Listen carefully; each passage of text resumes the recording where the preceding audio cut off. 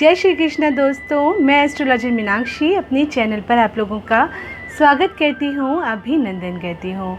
सोमवती अमावस्या आ रही है और इस दिन भगवान शिव से हम जो भी मांगते हैं वो हमें वरदान के रूप में ज़रूर दे देते हैं। भोले बाबा बहुत ही भोले होते हैं और उनको प्रसन्न करना बहुत ही आसान होता है। तो आपको क्या करना है कि भोले बाबा आपसे प्रसन्न हो जाएं और आपको बहुत सारा आशीर्वाद देके जाएं, आपकी ज़िंदगी के रुके हुए सारे काम पूरे हो जाएं।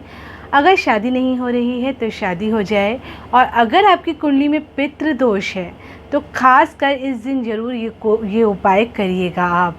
और अगर आपको नहीं पता है कि आपकी कुंडली में पितृ दोष है, और अगर आपको लगता है कि आपके घर में कोई भी काम नहीं होता है, कोई भी शुभ कार्य आपके घर में नहीं हो पा रहा है, शादी से रिलेटेड या और भी कोई काम नहीं हो पा रहा है, तो भी आप इस उपाय को कर सकते हैं।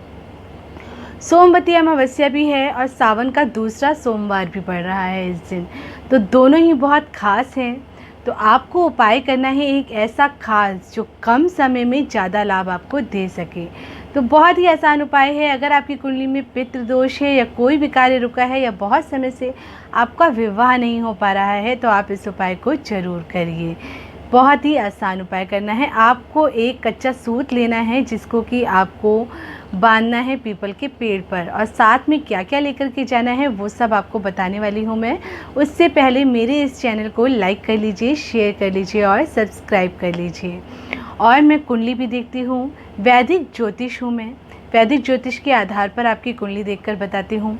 तो अगर आप अपनी कुंडली मुझे दिखाना चाहते हैं तो आप मुझे कांटेक्ट कर सकते हैं यूट्यूब के थ्रू भी, इंस्टाग्राम पर एस्ट्रोलॉजर मीनाक्षी के थ्रू भी, और फेसबुक पर भी एस्ट्रोलॉजर मीनाक्षी के नाम से आप मुझे फॉलो कर सकते हैं। और वहाँ पर आकर अपने क्वेश्चंस मुझसे पूछ सकते हैं, मुझसे फ़ोन पर बात कर सकते हैं। और मेरा मेल आईडी भी डिस्क्रिप्शन बॉक्स में दिया हुआ है, तो आप चाहें तो कभी भी मुझसे कांटेक्ट कर सकते हैं। मैं पूरे सावन फ्री कुंडली देख रही हूँ, इसका कोई भी चार्ज नहीं है, ये बिल्कुल फ्री ऑफ कॉस्ट है। तो अगर आप पता करना चाहते हैं कि आपकी कुंडली में क्या प्रॉब्लम है जिसकी वजह से आपका कोई भी काम नहीं बन रहा है, या फिर आपकी मैरिज नहीं हो पा रही है, या जॉब नहीं लग रही है, कुछ भी जानना चाहते हैं तो आप जान सकते हैं। अब बताती हूँ आपको क्या करना है। आपको लेना है कच्चा सूत, जो आपको अपनी हाइट के बराबर लेना है। जितनी भी आपकी हाइट है उसके बराबर कच्चा सूत ले लीजिए, और फिर उसको गंगा जल से धो करके उसको पीले चंदन में डिबो करके सुखा लीजिए हल्का सा, और फिर उसमें अपनी उम्र के बराबर गांठें लगा दीजिए। जितना भी बड़ा आपका धागा है उसमें दूर दूर दूर धागे गांठें लगाते जाइए। अगर आपकी उम्र 25 साल की है तो 25 गांठें लगा दीजिए। अगर आपकी उम्र 30 साल है तो 30 साल, 40 है तो 40, जो भी आपकी एज है उस हिसाब से आप उसमें गांठें लगाते जाइए। और साथ में ले लीजिए 7 पनीर के टुकड़े, 7 फूल सफ़ेद रंग के। और आपको क्या लेना है, बस इतना सामान आपको लेना है। और साथ में आपको एक स्टील का लोटा लेना है, उसमें थोड़े से काले तिल डालने हैं, थोड़ा सा गंगा जल डालना है। अगर गंगा जल नहीं मिल पा रहा है तो गुलाब जल डाल दीजिए, और तिल डाल दीजिए, और साथ में शक्कर थोड़ी सी डाल दीजिए, और बिल्कुल थोड़ा सा दूध डाल दीजिए। इतना सब करने के बाद आपको एक थाली तैयार कर लेनी है। जो आपने धागा बनाया था वो रख लीजिए, सफ़ेद फूल रख लीजिए, पनीर रख लीजिए, और एक हल्दी की गांठ रख लीजिए। ये सारी चीज़ें आपको रखनी है। और एक देसी घी का दिया, मिट्टी का या आटे का, जो भी आप रखना चाहते हैं उसको रख लीजिए, और एक माचिस रख लीजिए जो कि आपको वहाँ ज़रूरत पड़ेगी। ये सारी चीज़ें रख कर के आपको जाना है मंदिर में।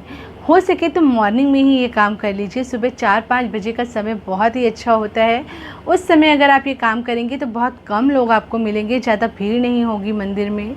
ऐसे टाइम पर जाइए जब ज़्यादा आप आसानी से इस कार्य को कर सकें, क्योंकि सोमवती अमावस्या है, वैसे भी बहुत ज़्यादा भीड़ होगी। तो ऐसी जगह पर जाने की कोशिश करिए जहाँ पर आपको कम से कम भीड़ मिले, और मॉर्निंग में जाइए तो आपको बहुत कम लोग मिलेंगे। जितनी जल्दी आप जा सकते हैं उतनी जल्दी चले जाइए। मैं तो बोलती हूँ सुबह 4 बजे ही चले जाइए। और फिर वहाँ जाकर के इस जल जो आपने बनाया था, मीठा जल, उसको पीपल के पेड़ पर अर्पित कर दीजिए। और साथ में वो जो आप धागा लेकर के गए थे उस धागे को भी वहाँ पर आपको बांधना है। पीपल का पेड़ क्योंकि काफ़ी चौड़ा होता है तो उस पर तो तने पे नहीं बंध पाएगा, तो तो आप उसकी जो टहनियाँ होती हैं, निकली हुई होती हैं, वहाँ पर इसको बांध करके आ जाइए। और अगर वो भी नहीं हो पा रहा है तो पीपल में जो साइड में नीचे मिट्टी होती है वहाँ पर जाकर के कहीं दबा दीजिए। इनमें से कोई भी किसी भी तरीके से आप उस धागे को पीपल के पास जाकर छोड़कर आना है आपको। और वहीं पर आपको ये पनीर भी चढ़ाना है, सफ़ेद रंग के फूल भी चढ़ाने हैं।